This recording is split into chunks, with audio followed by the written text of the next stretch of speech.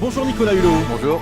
Envoyé spécial de François Hollande sur l'environnement pour la préservation de la planète. Vous allez rencontrer tout à l'heure à 14h le ministre de l'Agriculture Stéphane Le Foll pour lui remettre 85 000 signatures pour réformer la politique agricole commune. Mais d'abord, juste un mot, merci d'être là pour parler d'écologie parce que, on peut le dire, en dehors des périodes électorales... On se bouscule pas. Ouais, ça intéresse plus personne l'environnement. Non, et enfin, bon, faut pas exagérer, mais enfin, globalement, c'est sorti un peu des écrans radars.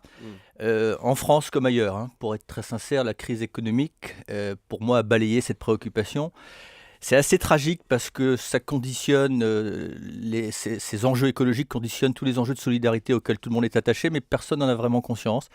C'est la tâche d'ailleurs difficile que j'ai avec d'autres d'essayer de faire remonter tout ça à la surface parce qu'il y a un principe de réalité, c'est qu'on peut tourner le dos à tout cela, mais à un moment ou à un autre, ça nous rattrape. Vous venez de parler par exemple de la Chine, mais c'est lié à l'écologie, c'est lié à la rareté des matières premières, parce que les Chinois ont très bien su, en espace de 15 ans, préempter toutes les matières premières, les terres rares et en être les producteurs quasiment exclusifs.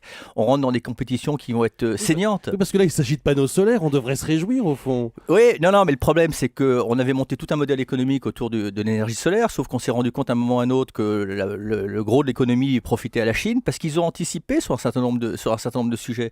Nous, on parle beaucoup en Europe, mais en même temps, d'autres agissent. Je ne dis pas que ce qu'ont fait les Chinois est bien, mais ça montre simplement qu'on va rentrer en tension et que le critère de la rareté va conditionner tous les rapports géopolitiques à venir. Mais soyons clairs, Nicolas Hulot, on a raison de taxer les panneaux solaires chinois ou pas ?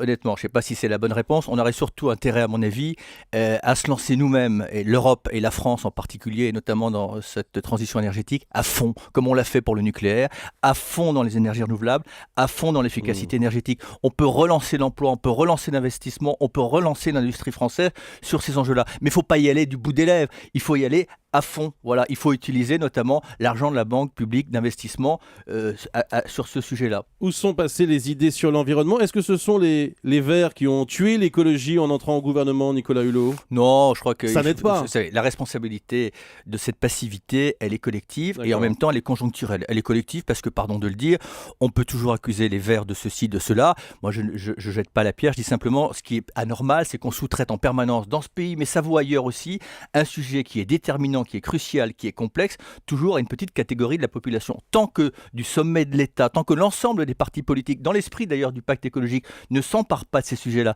Parce qu'honnêtement, il y a deux visions par rapport à ce sujet. Il y a une vision angoissante si on fait rien. Si on fait rien, qui que l'on soit, où que l'on soit sur Terre, on va s'en prendre plein la figure. Il y a une vision par contre passionnante parce qu'il y a des solutions. Mais encore faut-il s'ouvrir au changement. Et on ne s'ouvre pas au changement. Si dans les 10 ans qui viennent, on ne fait pas quelque chose de radicalement inédit, eh bien effectivement, on fera pas face non seulement à la crise écologique, mais à la crise sociale, parce que tout est lié. Les inégalités s'accroissent avec la crise écologique. Vous nous disiez déjà il y a 10 ans, on a 10 ans devant nous. Enfin, on y est. Oui, mais la fenêtre de ce qu'on peut faire ou pas faire se rétrécit de jour en jour. Voilà. Alors écoutez, moi j'essaye d'osciller en disant attention, parce que regardez ce qui va arriver et ce qui arrive déjà, et en même temps de rappeler il y a des solutions économiques et technologiques. Racontez-nous ce que vous faites, Nicolas Hulot. C'est vrai que vous avez un peu, on vous voit moins, vous avez un peu disparu ces derniers mois. Parce qu'il n'y a pas forcément besoin. On peut faire quoi ce job d'envoyé spécial de François Hollande sur l'environnement ? On peut faire des choses dans l'ombre qui sont parfois aussi efficaces. Vous savez, c'est un job, comme on dit, j'essaye d'ensemencer. C'est-à-dire, je jette un certain nombre de graines, de réflexions, de propositions, un peu partout dans le monde, là où le réseau diplomatique me permet d'accéder. J'essaie de rencontrer un certain nombre de décideurs politiques, d'économiques, de les mobiliser et de les interpeller, non pas en tant que responsables simplement, mais en tant qu'hommes et humains, en leur disant, on est tous confrontés à ces enjeux-là. Qu'on soit en Bolivie, je dis ça parce que l'autre jour, par exemple, j'ai eu une discussion avec le président Morales et ils ont évidemment des positions assez différentes. Ils considèrent que l'Occident est responsable de tous les désordres écologiques. So what ? Qu'est-ce qu'on fait après ? Et à partir de là, je lui dis voilà, maintenant on est responsable, on est père de famille, comment on fait pour nos enfants ? Donc voilà, c'est une mission de mobilisation. Mais sans vouloir être trop terre à terre, vous êtes plus utile à parcourir le monde ou à être ministre, par exemple ? Mais chaque rôle a son utilité. Ce travail, moi je prends le temps d'aller dans les capitales, de discuter, de dialoguer, d'écouter les arguments de ceux qui ne sont pas forcément sur notre même ligne, d'écouter pourquoi les Canadiens sont sortis de la Convention sur la désertification, pourquoi ils sont sortis de Kyoto. C'est important de comprendre, d'écouter pourquoi le Nicaragua ne veut pas rentrer dans les discussions sur le changement climatique. C'est un job, très sincèrement, qui est dur, c'est un job de patience, c'est un job où par moments on se dit c'est foutu, mais en même temps on ne peut pas céder au désespoir. Donc moi j'ai décidé de faire là, provisoirement, le pari de l'espoir. Et ça l'intéresse, François Hollande, l'écologie ? Mais Je sais pas, il en parle jamais. mais Donc, ils n'en parlent pas parce qu'ils sont tous pris par la crise, parce qu'on est pris de court, parce que le modèle dominant que la gauche et la droite, d'une manière commune, défendent et aspirent à voir revenir, ne reviendra pas. Tant qu'on ne s'ouvre pas à l'inédit, qu'on n'invente pas un modèle économique qui est disponible.